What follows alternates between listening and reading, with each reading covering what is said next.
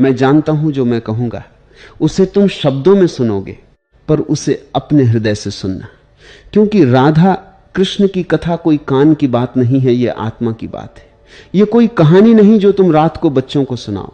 यह एक उपनिषद है, यह एक गीता है, यह एक बाइबल है, पर इससे भी गहरी चीज है। मैं तुमसे कहता हूं, जब तक तुम राधा को नहीं समझोगे तब तक तुम कृष्ण को नहीं समझ सकते, और जब तक तुम कृष्ण को नहीं समझोगे तब तक तुम प्रेम को नहीं समझ सकते, और जब तक तुम प्रेम को नहीं समझोगे तब तक तुम अपने आप को नहीं समझ सकते। यह एक सीढ़ी है, एक पायदान से दूसरे पायदान पर, और हर पायदान पर तुम्हें कुछ छोड़ना पड़ता है। अपनी पुरानी धारणाएं, अपने पुराने विश्वास, अपनी पुरानी पहचान। और जब तुम अंतिम पायदान पर पहुंचते हो तो तुम पाते हो वहां कोई पायदान नहीं है, सिर्फ एक खाई है, और उस खाई में कूदना पड़ता है बिना किसी सुरक्षा के, बिना किसी गारंटी के, बिना किसी आश्वासन के। राधा ने वह छलांग लगाई, और वह छलांग ही राधा कृष्ण का रहस्य है। मैंने अक्सर लोगों को सोचते देखा है, राधा थी या नहीं? क्या यह एक काल्पनिक पात्र है? क्या कवियों ने उसे बनाया? क्या यह सिर्फ एक काव्य कल्पना है? यह सवाल बहुत स्वाभाविक है, क्योंकि तुम्हारा मन तथ्यों, प्रमाणों, दस्तावेजों पर जीता है। तुम चाहते हो कोई पुरातात्विक साक्ष्य हो, कोई शिलालेख हो, कोई ताम्रपत्र हो जिस पर लिखा हो राधा कृष्ण की प्रेमिका। लेकिन मैं तुमसे पूछता हूं, क्या प्रेम के लिए साक्ष्य की जरूरत होती है? क्या तुमने कभी किसी को प्यार किया है और उससे कहा है तुम मुझसे प्यार करते हो, इसका साक्ष्य दो? अगर तुमने कहा तो तुमने प्रेम को अपमानित किया। प्रेम साक्ष्य से परे है। राधा का साक्ष्य यह है कि हजारों सालों से उसके नाम पर लाखों हृदय धड़कते हैं, हजारों सालों से उसके नाम पर लाखों आंखों से आंसू बहते हैं, हजारों सालों से उसके नाम पर लाखों प्राणियों ने नृत्य किया है, गाया है, पागल हुए हैं। यह साक्ष्य नहीं है, यह तो सबसे बड़ा साक्ष्य है जो हृदय को बदल दे, जो जीवन को बदल दे, जो लोगों को दीवाना बना दे। वह काल्पनिक नहीं हो सकता, वह सत्य से भी बड़ा सत्य है। 12वीं सदी में एक कवि हुआ जयदेव। उसने गीत गोविंद लिखी, एक महाकाव्य जो पूरी तरह राधा कृष्ण के प्रेम पर केंद्रित है। उसने राधा को इतना जीवंत किया, इतना सजीव किया, इतना वास्तविक किया कि लोग रोने लगे, नाचने लगे, मस्त हो गए। लेकिन सवाल यह है, क्या जयदेव ने राधा को बनाया या राधा ने जयदेव को बनाया?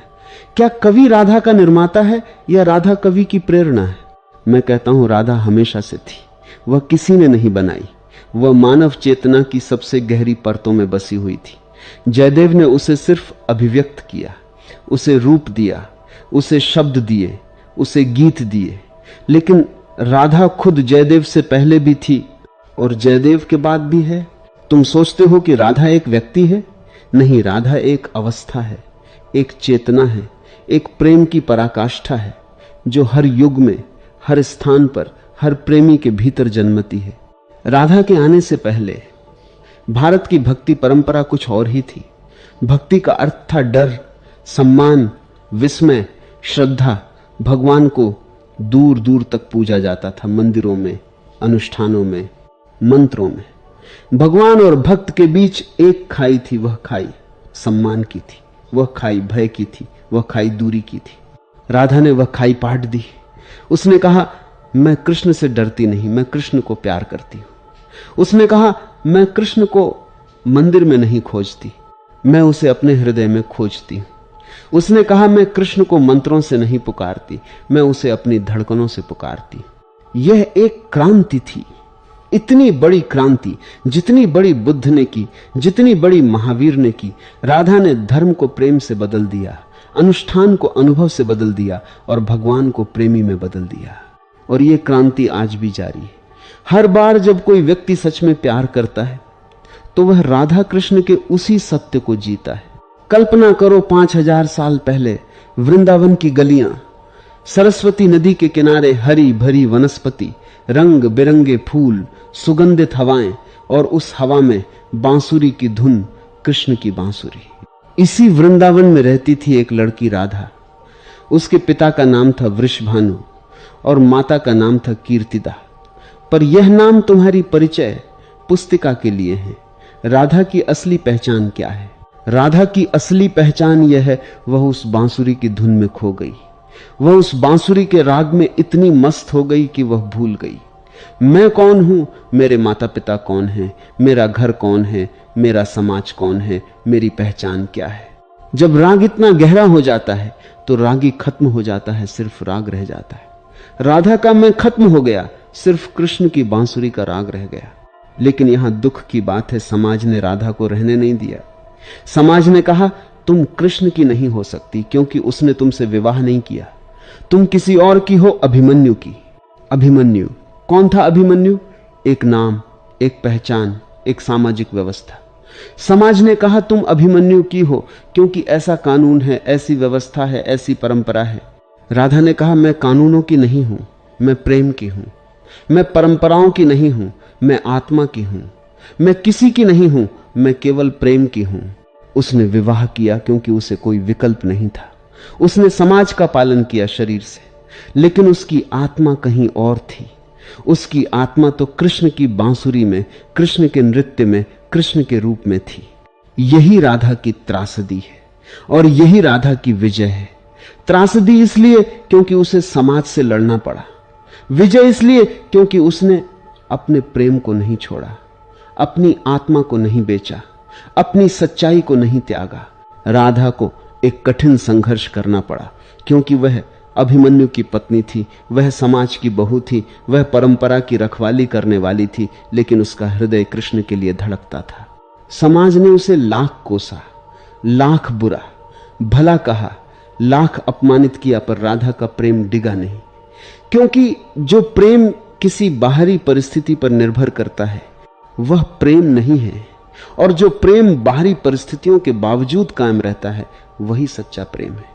एक बार राधा को सार्वजनिक रूप से अपमानित किया गया। कोई उसे बाजार में ले गया, उसका सिर मुंडवा दिया, उसे नंगा घुमाया, उस पर कीचड़ फेंका। क्योंकि समाज कहता है जो कृष्ण से प्रेम करती है वह पतित है, वह बदनाम है, वह अयोग्य है। लेकिन राधा ने कहा तुम मेरा सिर मुंडवा सकते हो, तुम मुझे नंगा कर सकते हो, तुम मुझ पर कीचड़ फेंक सकते हो, पर मेरे प्रेम को नहीं छीन सकते। मेरा प्रेम मेरी आत्मा है और वह तुम्हारे हाथ में नहीं है। यही राधा की महानता है। वह समाज से नहीं डरी, वह अपमान से नहीं डरी, वह निंदा से नहीं डरी। वह सिर्फ एक चीज से डरी कि कहीं उसका प्रेम न छूट जाए, और उसने उसे बचाए रखा। कृष्ण एक बहुत जटिल व्यक्तित्व है, इतने जटिल कि उन्हें समझना लगभग असंभव है। वह एक ही समय में ग्वाला हैं और योगेश्वर, नटखट हैं और संयमी, कामुक हैं और ब्रह्मचारी, नर्तक हैं और योगी, चोर हैं और दाता, बांसुरी वादक हैं और महाभारत के सारथी। तुम इन सब विरोधाभासों को कैसे समेटोगे? तुम नहीं समेट सकते, क्योंकि तुम्हारा मन विरोधाभासों को बर्दाश्त नहीं करता। तुम कहते हो या तो वह दिव्य है या मानव। दोनों कैसे? मैं कहता हूं वह दोनों है और इसके अलावा भी बहुत कुछ है, क्योंकि परमात्मा विरोधाभासों से परे है। परमात्मा में सारे विरोधाभास मिल जाते हैं, प्रकाश और अंधकार, जीवन और मृत्यु, राग और विराग, पुरुष और स्त्री। कृष्ण उस परमात्मा का एक प्रतिबिंब है, इसलिए वह सब कुछ है और कुछ भी नहीं है। कृष्ण की बांसुरी, तुमने कभी सोचा है कि बांसुरी क्यों, कोई और वाद्य क्यों नहीं? बांसुरी खास है। बांसुरी का कोई बोल नहीं है, कोई शब्द नहीं है, कोई अर्थ नहीं है। बांसुरी सिर्फ ध्वनि है, सुरीली ध्वनि, मधुर ध्वनि, लेकिन बिना किसी अर्थ के। और जब बांसुरी बजती है तो वह तुम्हारे मन को बायपास करती है, सीधे तुम्हारे हृदय में उतरती है। क्योंकि मन अर्थ चाहता है, हृदय ध्वनि चाहता है। मन शब्द चाहता है, हृदय संगीत चाहता है। राधा ने कृष्ण की बांसुरी सुनी और उसका मन मर गया। सिर्फ हृदय बचा और वह हृदय बांसुरी की धुन में नाचने लगा। यही राधा कृष्ण मिलन का पहला क्षण है, जब शब्द खत्म होते हैं और सिर्फ संगीत बचता है। रास एक शब्द जो पूरे ब्रह्मांड को समेट लेता है। रास का मतलब है एक नृत्य जहां प्रत्येक गोपी कृष्ण से नाचती है, और कृष्ण हर गोपी के साथ नाचते हैं, लेकिन वह एक ही है और बहुत है। वह सबके साथ है पर किसी के साथ अकेला नहीं। वह सबका है पर किसी का नहीं। यह रास का रहस्य है कि परमात्मा हर आत्मा के साथ है, पर किसी आत्मा पर निर्भर नहीं है। परमात्मा सबसे प्रेम करता है पर किसी एक से बंधा नहीं है। वह पूर्ण स्वतंत्र है और इस स्वतंत्रता में ही वह पूर्ण प्रेम कर सकता है। गोपियां रास में नाचती, हर गोपी सोचती है कृष्ण केवल मेरे साथ हैं, और वास्तव में हर गोपी के लिए कृष्ण पूर्ण रूप से वहां हैं, क्योंकि परमात्मा की सामर्थ्य इतनी है कि वह पूरी तरह सबके साथ हो सकता है। लेकिन राधा अलग है। राधा सिर्फ नाचती नहीं, वह कृष्ण में विलीन हो जाती है। राधा सिर्फ प्रेम नहीं करती, वह प्रेम बन जाती है। राधा सिर्फ भक्त नहीं है, वह भगवान का अंग बन जाती है। इसलिए रास में राधा का स्थान अलग है। वह केंद्र में है, कृष्ण के सबसे निकट। और यह कोई पक्षपात नहीं है, यह परम सत्य है कि जो पूरी तरह समर्पित होता है वह सबसे निकट होता है। प्रेम की शुरुआत आकर्षण से होती है। राधा ने कृष्ण को देखा, उसका रूप, उसकी बांसुरी, उसका नृत्य, उसकी मुस्कान, वह मोहित हो गई। यह स्वाभाविक है, हर प्रेम इसी से शुरू होता है। लेकिन सवाल यह है, क्या आकर्षण ही प्रेम है? नहीं, आकर्षण प्रेम की पहली सीढ़ी है, प्रेम नहीं। आकर्षण बाहरी है, शरीर से, रूप से, गुणों से। प्रेम आंतरिक है, आत्मा से, चेतना से, अस्तित्व से। अगर कोई सिर्फ रूप से आकर्षित होता है तो जब रूप बदलता है तो आकर्षण खत्म हो जाता है। अगर कोई सिर्फ गुणों से आकर्षित होता है तो जब गुण बदलते हैं तो आकर्षण खत्म हो जाता है। लेकिन राधा ने कृष्ण को सिर्फ रूप से नहीं देखा, उसने कृष्ण को आत्मा से देखा। उसने कृष्ण की बांसुरी में अपनी आत्मा की पुकार सुनी, इसलिए उसका आकर्षण प्रेम बन गया। दूसरा सोपान है प्रशंसा। राधा ने कृष्ण के गुणों को देखा, उसकी वीरता, उसकी बुद्धि, उसकी कला, उसका संगीत, उसका नृत्य। उसने उसकी प्रशंसा की, लेकिन सिर्फ प्रशंसा नहीं की, वह उससे सीखने लगी। प्रशंसा एक अच्छी चीज है, लेकिन अगर वहां सिर्फ प्रशंसा है तो वह शिष्य गुरु का रिश्ता है, प्रेमी प्रेमिका का नहीं। राधा ने कृष्ण से सीखा कैसे नाचना है, कैसे गाना है, कैसे जीना है, कैसे प्रेम करना है। लेकिन उसने सीखने के साथ साथ खुद को भी कृष्ण को सिखाया कैसे कोमल होना है, कैसे ग्रहणशील होना है, कैसे समर्पित होना है। प्रेम में सीखना और सिखाना दोनों होता है। यह एक दो तरफा रास्ता है। तीसरा सोपान है इच्छा। राधा ने कृष्ण को पाने की इच्छा की, उस करीब लाने की, उस छूने की, उस अपनाने की। यह इच्छा बहुत तीव्र थी, इतनी तीव्र कि वह रात दिन कृष्ण के बारे में सोचती, कृष्ण के लिए रोती। कुछ लोग कहते हैं इच्छा बुरी है, इच्छा त्यागनी चाहिए। मैं कहता हूं इच्छा बुरी नहीं है अगर वह प्रेम के लिए है। इच्छा बुरी होती है जब वह अहंकार के लिए हो, जब वह कब्जे के लिए हो, जब वह नियंत्रण के लिए हो। लेकिन जब इच्छा प्रेम के लिए हो, जब इच्छा समर्पण के लिए हो, जब इच्छा विलीन होने के लिए हो, तो वह इच्छा पवित्र है। राधा की इच्छा पवित्र थी। वह कृष्ण को पाना नहीं चाहती थी, वह कृष्ण में खो जाना चाहती थी। यह अंतर समझो, पाना अहंकार है, खो जाना प्रेम है। चौथा सोपान है लगाव। राधा को कृष्ण से इतना लगाव हो गया कि वह कृष्ण के बिना जी नहीं सकती थी। वह जहां भी जाती कृष्ण को साथ ले जाती, वह जो भी करती कृष्ण को साथ करती, वह जो भी सोचती कृष्ण को साथ सोचती। कुछ लोग कहते हैं लगाव बुरा है, लगाव त्यागनी चाहिए। मैं कहता हूं लगाव बुरा नहीं है अगर वह प्रेम के लिए है। लगाव बुरा होता है जब वह मोह हो, जब वह अंधापन हो, जब वह स्वतंत्रता को खत्म करे। लेकिन जब लगाव प्रेम के साथ हो, जब लगाव सम्मान के साथ हो, जब लगाव मुक्ति के साथ हो, तो वह लगाव पवित्र है। राधा का लगाव पवित्र था। वह कृष्ण से इतनी लगी थी कि उसमें और कृष्ण में कोई अंतर नहीं रहा। लेकिन वह लगाव ने कृष्ण को बांधा नहीं, क्योंकि जो सच में लगा होता है वह बांधता नहीं, वह स्वयं बांधता है। पांचवां सोपान है भावनात्मक सुरक्षा। राधा को कृष्ण में एक सुरक्षा मिली, एक ऐसा आश्रय जहां वह अपनी सारी कमजोरियां, सारी पीड़ाएं, सारी बेचैनियां रख सकती थी। वह कृष्ण के सामने रो सकती थी, हंस सकती थी, पागल हो सकती थी बिना किसी डर के। ये बहुत महत्वपूर्ण है। प्रेम में भावनात्मक सुरक्षा चाहिए। अगर तुम किसी के सामने अपनी सच्चाई नहीं दिखा सकते, अगर तुम किसी के सामने अपनी कमजोरियां नहीं खोल सकते, तो वह प्रेम नहीं है। वह एक नाटक है। राधा ने कृष्ण को अपना सब कुछ दिखाया, अपनी ताकत और अपनी कमजोरी, अपनी खुशी और अपना दुख, अपनी सुंदरता और अपनी बदसूरती, और कृष्ण ने उसे पूरी तरह स्वीकार किया बिना किसी शर्त के। छठा सोपान है अंतरंगता। यह शरीर की अंतरंगता नहीं है, यह आत्मा की अंतरंगता है। यह तब होता है जब दो व्यक्ति एक दूसरे की आत्मा में प्रवेश कर जाते हैं, जब उनकी चेतनाएं मिल जाती हैं, जब उनका अस्तित्व एक हो जाता है। राधा और कृष्ण की अंतरंगता इस स्तर की थी, वे एक दूसरे की आंखों में देखते और उसमें पूरा ब्रह्मांड दिखता। वे एक दूसरे को छूते और छूने वाला और छुआ जाने वाला दोनों एक हो जाते। वे एक दूसरे से बात करते और शब्द मर जाते थे, सिर्फ अर्थ बचता था। ये अंतरंगता दुर्लभ है, बहुत दुर्लभ। ये उन्हीं को मिलती है जिन्होंने अपना मैं पूरी तरह मार दिया है। और अंतिम सोपान है समर्पण। यहां कोई मैं नहीं, कोई तू नहीं, सिर्फ एक है। राधा ने अपना पूरा अस्तित्व कृष्ण को समर्पित कर दिया। उसने कहा, मैं नहीं, तू है। मेरा कोई अस्तित्व नहीं है, तेरा ही अस्तित्व है। समर्पण का अर्थ हार नहीं है, समर्पण का अर्थ विजय है। जब तुम समर्पित होते हो तो तुम हारते हो अपना अहंकार, और जब तुम हारते हो अपना अहंकार तो तुम जीतते हो अपनी आत्मा। यह विरोधाभास है। हारना ही जीतना है, मरना ही जीना है, खोना ही पाना है। राधा ने सब कुछ खोया और सब कुछ पाया। उसने अपना सम्मान खोया और परम सम्मान पाया। उसने अपनी पहचान खोई और परम पहचान पाई। उसने अपना प्रेम खोया और प्रेम का परम सत्य पाया। आज तुम स्त्री मुक्ति की बात करते हो, महिला अधिकार, समानता, स्वतंत्रता।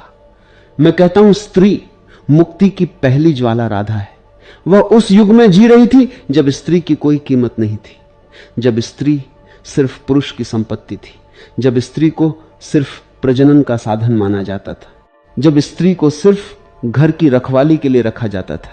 उस युग में राधा ने कहा, मैं किसी की संपत्ति नहीं हूं, मैं किसी का साधन नहीं हूं, मैं एक आत्मा हूं और मेरी आत्मा को प्रेम चाहिए। राधा ने समाज के नियमों को तोड़ा नहीं, उसने बाहरी तौर पर समाज का पालन किया। उसने विवाह किया, वह पत्नी बनी, वह बहू बनी, लेकिन अंदर से उसने विद्रोह किया। उसने अपनी आत्मा को किसी को बेचा नहीं, उसने अपने हृदय को किसी के कब्जे में नहीं आने दिया। यही सच्ची मुक्ति है, बाहरी दिखावा नहीं, आंतरिक स्वतंत्रता। तुम शॉर्ट्स पहनकर, सिगरेट पीकर, पार्टियों में जाकर, करियर बनाकर स्त्री मुक्ति नहीं पा सकती। यह मुक्ति की बचकानी समझ है। सच्ची मुक्ति तब है जब तुम्हारा अहंकार मर जाए, जब तुम्हारा मैं खत्म हो जाए, जब तुम किसी भी बाहरी परिभाषा में न बंधो। राधा को किसी परिभाषा ने नहीं बांधा। उसे न तो पत्नी की परिभाषा ने बांधा, न प्रेमिका की परिभाषा ने, न भक्त की परिभाषा ने। वह बस थी एक प्रेम की ज्वाला जो किसी भी परिभाषा से बड़ी थी। राधा का स्त्रीत्व कोई साधारण स्त्रीत्व नहीं है, यह एक नया दर्शन है। उसका स्त्रीत्व ग्रहणशीलता है, स्वीकारोक्ति है, समर्पण है, कोमलता है, करुणा है, धैर्य है। लेकिन समझो, यह कमजोरी नहीं है, यह ताकत है। क्योंकि जो ग्रहणशील है वह सब कुछ ले सकता है, जो स्वीकार कर सकता है वह सब कुछ पा सकता है, जो समर्पित है वह सब कुछ हो सकता है। पुरुषों का रास्ता है लड़ना, जीतना, कब्जा करना, नियंत्रित करना। स्त्रियों का रास्ता है स्वीकार करना, विलीन होना, समर्पित होना, मुक्त होना। मैं ये नहीं कहता कि हर स्त्री को राधा बनना चाहिए। मैं कहता हूं कि हर मनुष्य को, चाहे स्त्री हो या पुरुष, अपने भीतर के स्त्री तत्व को जगाना चाहिए। उस राधा को जगाना चाहिए जो हर किसी के भीतर सोई है। तुम्हारा सबसे बड़ा दुश्मन तुम्हारा अहंकार है। यही अहंकार तुम्हें दूसरों से अलग रखता है, यही अहंकार तुम्हें प्रेम से दूर रखता है, यही अहंकार तुम्हें ईश्वर से दूर रखता है। राधा ने अपना अहंकार पूरी तरह मार दिया। उसने कहा, मैं कुछ नहीं हूं, तू ही सब कुछ है। यह आत्म विनाश नहीं है, यह आत्म साक्षात्कार है। क्योंकि जब तुम कहते हो मैं कुछ नहीं हूं, तो तुम वास्तव में होते हो, क्योंकि जो कुछ नहीं है वही सब कुछ हो सकता है। जो कुछ है वह सीमित है, जो कुछ नहीं है वह असीम है। राधा ने अपनी सीमा को मारा और वह असीम हो गई। यह सबसे बड़ा सवाल है, प्रेम क्या है? हर कोई कहता है मुझे प्रेम चाहिए, लेकिन कोई नहीं जानता प्रेम क्या है। मैं तुमसे कहता हूं, प्रेम कोई भावना नहीं है, प्रेम कोई भाव नहीं है, प्रेम कोई अनुभूति नहीं है। प्रेम एक अवस्था है, एक चेतना है, एक होने का तरीका है।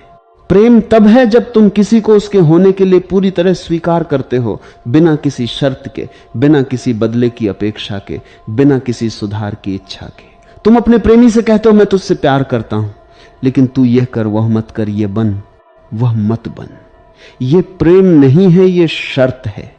सच्चा प्रेम तब है जब तुम कहते हो मैं तुझसे प्यार करता हूं, चाहे तू जैसा भी है। मैं तुझे नहीं बदलना चाहता, मैं तुझे स्वीकार करना चाहता हूं। प्रेम का सबसे बड़ा दुश्मन अहंकार है। अहंकार कहता है मैं पहले, मैं सबसे अच्छा, मैं सबसे सही, मैं सबसे महत्वपूर्ण। प्रेम कहता है तू पहले, तू सबसे अच्छा, तू सबसे सही, तू सबसे महत्वपूर्ण। अहंकार और प्रेम एक ही स्थान पर नहीं रह सकते। जहां अहंकार है वहां प्रेम नहीं, जहां प्रेम है वहां अहंकार नहीं। राधा ने अहंकार को पूरी तरह मारा, इसलिए वह प्रेम बन गई। कृष्ण ने अहंकार को पूरी तरह मारा, इसलिए वह प्रेम बन गए। और जब दो प्रेम मिलते हैं तो वे एक हो जाते हैं, क्योंकि प्रेम की कोई सीमा नहीं होती। प्रेम सुख नहीं है, प्रेम एक पीड़ा है। मैंने सही सुना, तुम हैरान हो? सुनो, जब तुम सच में प्यार करते हो तो तुम्हारा अहंकार मरता है और मृत्यु दर्द देती है। जब तुम सच में प्यार करते हो तो तुम्हारी पुरानी पहचान टूटती है और टूटना दर्द देता है। जब तुम सच में प्यार करते हो तो तुम अपनी सुविधा को छोड़ते हो और छोड़ना दर्द देता है।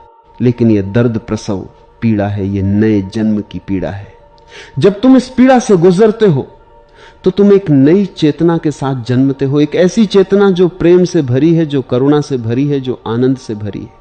राधा ने यह पीड़ा झेली, अपमान, उपेक्षा, निंदा, अकेलापन, और इसी पीड़ा ने उसे परम आनंद दिया।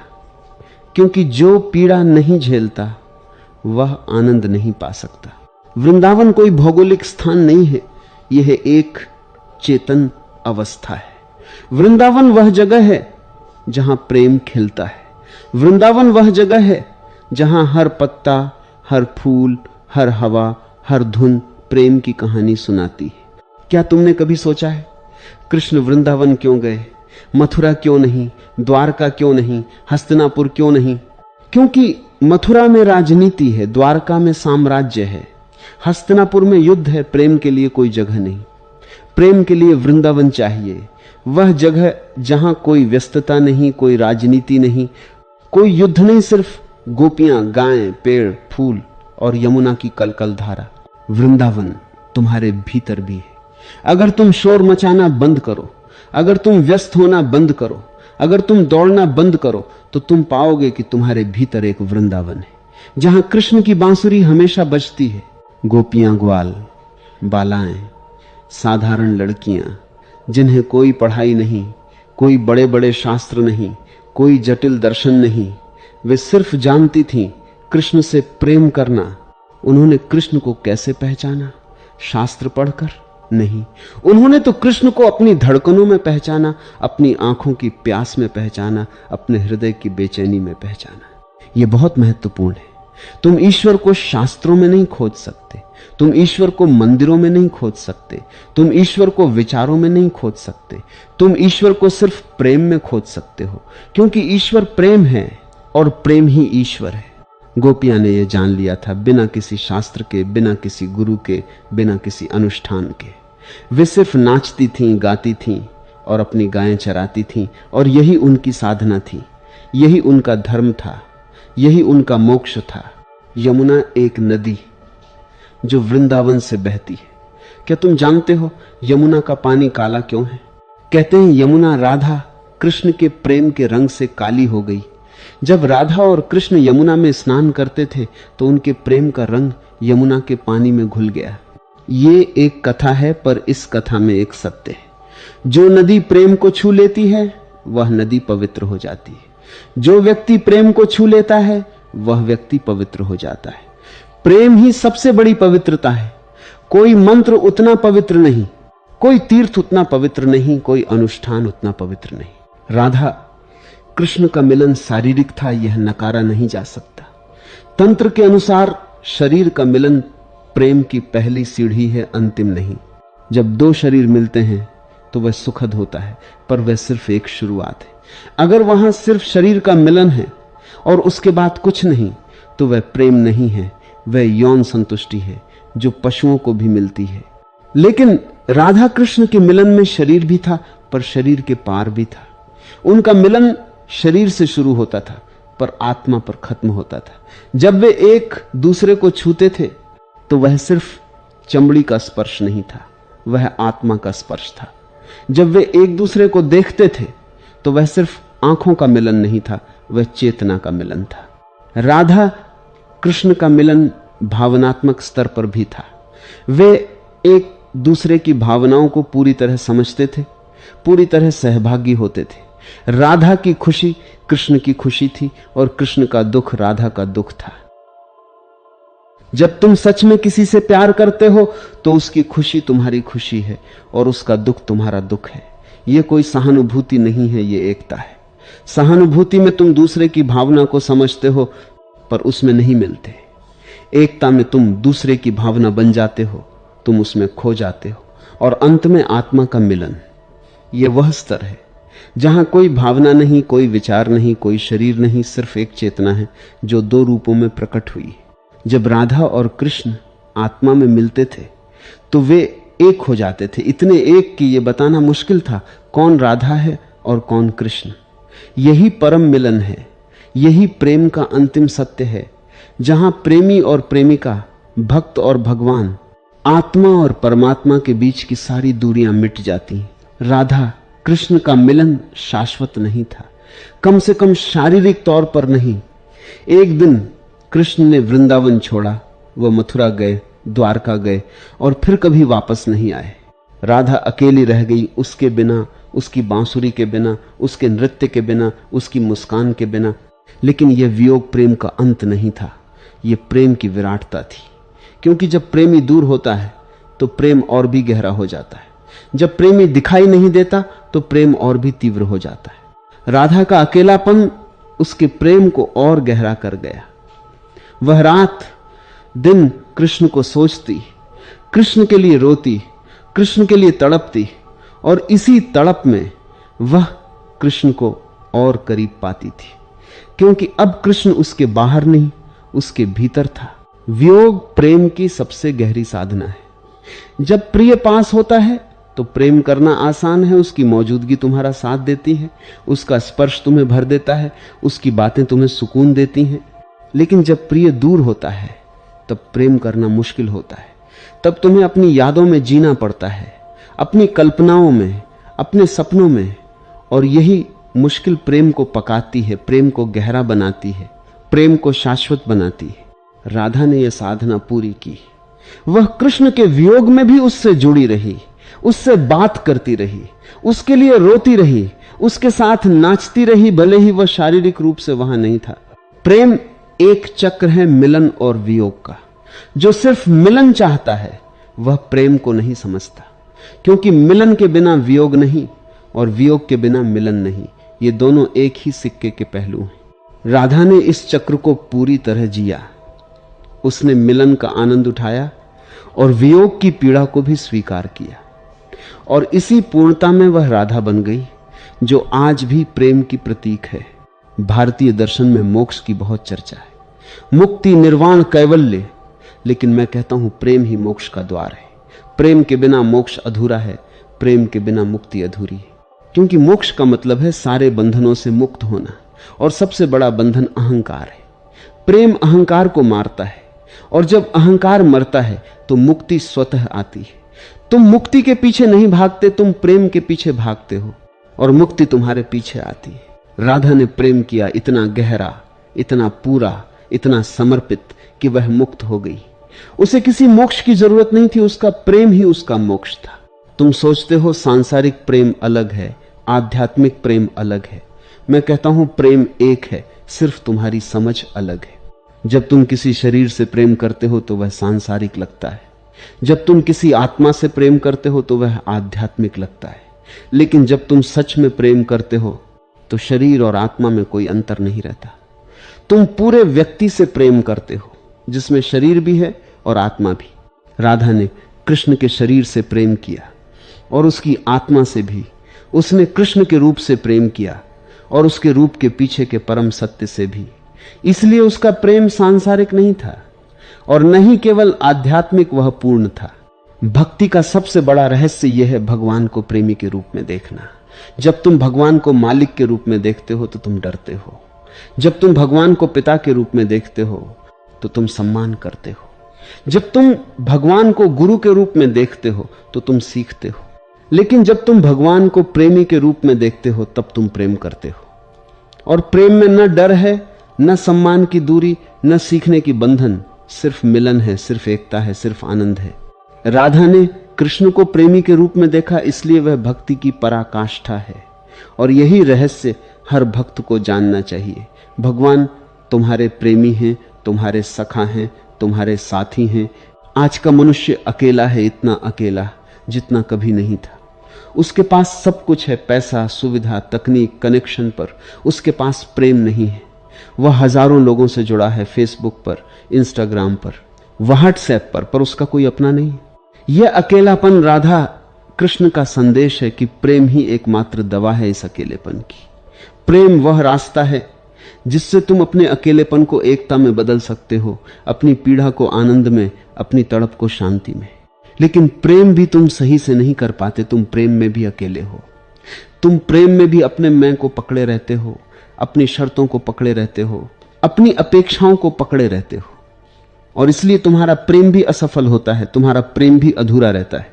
राधा कृष्ण की शिक्षा बहुत सरल है। समर्पण करो, अपना मैं मारो, अपनी शर्तें छोड़ो, अपनी अपेक्षाएं छोड़ो। और जब तुम ये करोगे तो प्रेम तुम्हारे पास आएगा, बिना किसी प्रयास के, बिना किसी मांग के, बिना किसी कीमत के। यह आसान नहीं है, मैं जानता हूं। तुम्हारा अहंकार इतना मजबूत है, इतना पुराना है, इतना पक्का है कि उसे मारना बहुत मुश्किल है, लेकिन असंभव नहीं। अगर राधा कर सकती है तो तुम भी कर सकते हो। अगर मीरा कर सकती है तो तुम भी कर सकते हो। बस एक चीज चाहिए, एक छलांग।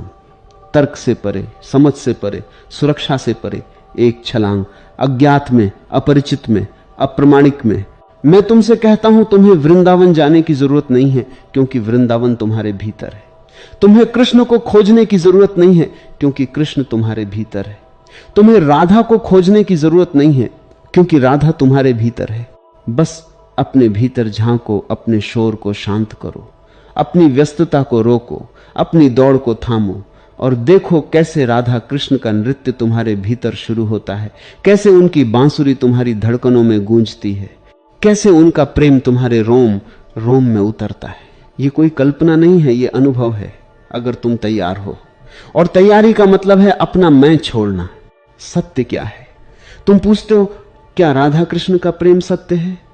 मैं कहता हूं सत्य वह है जो तुम्हें बदल दे। अगर कोई बात तुम्हारी धारणाओं को हिला दे, अगर कोई बात तुम्हारे अहंकार को तोड़ दे, अगर कोई बात तुम्हें रुला दे और हंसा दे दोनों, अगर कोई बात तुम्हें पागल कर दे, तो वह सत्य है। राधा कृष्ण की कथा सत्य है। इसलिए नहीं कि यह ऐतिहासिक है, बल्कि इसलिए कि यह मानव चेतना का सबसे गहरा सत्य है। यह बताती है कि प्रेम क्या है, समर्पण क्या है, मुक्ति क्या है, और सबसे महत्वपूर्ण तुम क्या हो। राधा कृष्ण एक मंत्र है, एक ध्वनि जो तुम्हारे भीतर उतरती है और तुम्हें बदल देती है। जब तुम राधा कृष्ण कहते हो तो वह सिर्फ नाम नहीं है, वह आह्वान है, वह प्रार्थना है, वह समर्पण है। हर बार जब तुम राधा कहते हो तो तुम अपने भीतर स्त्री तत्व को जगाते हो, ग्रहणशीलता, कोमलता, स्वीकारोक्ति। हर बार जब तुम कृष्ण कहते हो तो तुम अपने भीतर पुरुष तत्व को जगाते हो, शक्ति, साहस, नृत्य। और जब तुम राधा कृष्ण एक साथ कहते हो तो तुम अपने भीतर के दोनों तत्वों को एक करते हो, और यह एकता ही परम सत्य है। प्रिय साधकों, मैंने तुमसे बहुत बातें कही, राधा के बारे में, कृष्ण के बारे में, प्रेम के बारे में, समर्पण के बारे में, पर यह सब बातें बेकार हैं अगर तुम अनुभव नहीं करते। शब्द सिर्फ उंगलियां हैं जो चांद की ओर इशारा करती हैं। उंगलियों को मत देखो, चांद को देखो। शब्दों को मत पकड़ो, शब्दों के पार जाओ। और जब तुम शब्दों के पार जाओगे तो तुम पाओगे वहां सिर्फ प्रेम है, सिर्फ ध्वनि है, सिर्फ नृत्य है।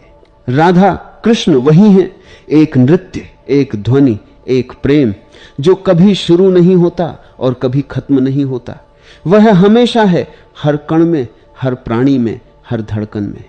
बस उसे पहचानो, बस उसे जियो, बस उसे बनो,